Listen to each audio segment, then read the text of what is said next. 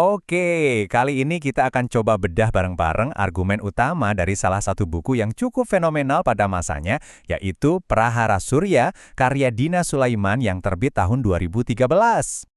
Untuk memulai pembahasan ini, kita nggak akan langsung ke argumennya. Coba kita lihat dulu realita di lapangan. Seperti yang digambarkan di buku ini, sebuah kota yang porak-poranda akibat kekerasan.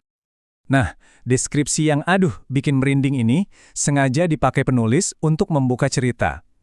Jadi sebelum kita ngomongin politik yang rumit, kita diingatkan dulu sama dampak kemanusiaannya yang, ya Allah ampun, luar biasa menghancurkan. Dari kekacauan tadilah, muncul banyak banget pertanyaan yang jujur aja bikin bingung. Jadi buku ini tuh ngajak kita mikir, ini kayak teka-teki kan, kalau ini cuma perang saudara, kok banyak banget negara luar yang ikut campur? Terus yang lebih aneh lagi, kenapa ada kelompok yang sama-sama musuhin Assad, sekaligus musuhin Israel, tapi malah saling serang? Kepingan-kepingan puzzle-nya kok rasanya nggak nyambung ya? Nah, buat mecahin teka-teki yang rumit ini, penulisnya nawarin sebuah kacamata atau alat analisis khusus. Tujuannya, biar kita bisa lihat semua kekuatan yang lagi bermain di sana. Intinya gini, Sulaiman berpendapat kita nggak bisa ngertiin konflik Suriah kalau kita cuma lihat satu titik di peta aja.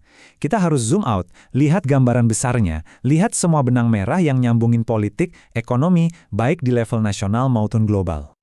Dan ini nih yang menarik banget, kerangka analisisnya itu ngebagi konflik jadi 4 faktor. Ada pemicunya, alias si percikan api, terus ada akar masalahnya yang disebut pivotal, lalu ada pihak yang menggerakkan massa atau mobilisasi, dan terakhir ada yang jadi bahan bakarnya, atau agravasi yang bikin apinya makin besar. Oke, sekarang ayo kita coba pakai kacamata, tadi buat ngelihat penjelasan yang paling umum soal konflik ini, yaitu ini perang agama atau sektarian. Di sini, penulisnya langsung nabrak narasi umum itu. Menurut buku ini, pandangan bahwa ini murni perang Sunni lawan Alawi itu terlalu dangkal. Sektarianisme itu cuma pemicunya, cuma percikan apinya, tapi bukan sumber kebakarannya. Analogi di buku ini bagus banget loh.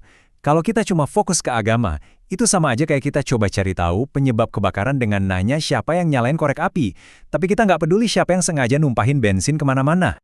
Nah, ngomong-ngomong soal bensin, sekarang kita masuk ke lapisan berikutnya. Siapa sih yang jadi faktor agravasi atau yang menyiram bensin ke dalam api konflik ini? Menurut buku ini, jawabannya adalah para pemain internasional. Buku ini memetakan dengan sangat jelas adanya dua kubu besar. Di satu sisi, ada kekuatan yang mendukung oposisi, di sisi lain, ada yang mati-matian mendukung pemerintah. Dan kalau kita lihat daftarnya, ini bukan negara sembarangan loh. Ini pemain-pemain besar di panggung global dan regional. Nah, gambar ini nunjukin dengan jelas kebuntuan geopolitiknya. Di satu sisi ada Bashar al-Assad yang didukung negara-negara kayak Rusia dan Iran. Di sisi lain kita lihat pemimpin negara barat seperti Presiden Prancis saat itu, François Hollande, yang pemerintahannya jelas-jelas mendukung oposisi. Benar-benar tarik-menarik kepentingan kan? Oke, jadi kalau ini bukan cuma soal agama dan pemainnya sebanyak ini, terus apa dong akar masalah yang sebenarnya? Apa yang disebut buku ini sebagai faktor pivotal? Buku ini ngajak kita buat mikir lebih dalam lagi. Coba deh kita geser fokusnya sejenak. Ada nggak sih agenda geopolitik atau tujuan ekonomi yang jauh lebih besar di balik semua ini?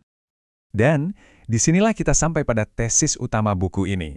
Menurut Sulaiman, konflik ini pada dasarnya adalah upaya penggantian rezim yang didorong oleh kekuatan multinasional. Motifnya ada 3.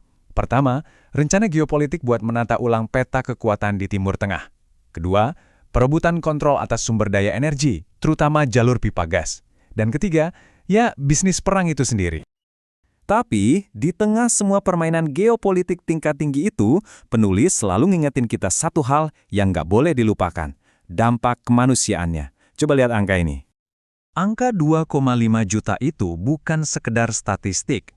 Itu adalah jumlah pengungsi di dalam negeri Suriah sendiri pada tahun 2013.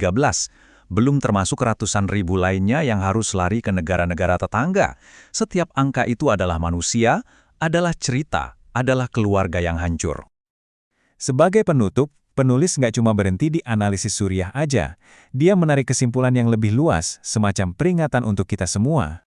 Poin utamanya adalah, Apa yang terjadi di Suriah bisa jadi sebuah blueprint, sebuah pelajaran pahit bagi negara-negara lain, terutama negara yang kaya sumber daya alam dan punya masyarakat yang beragam, seperti Indonesia.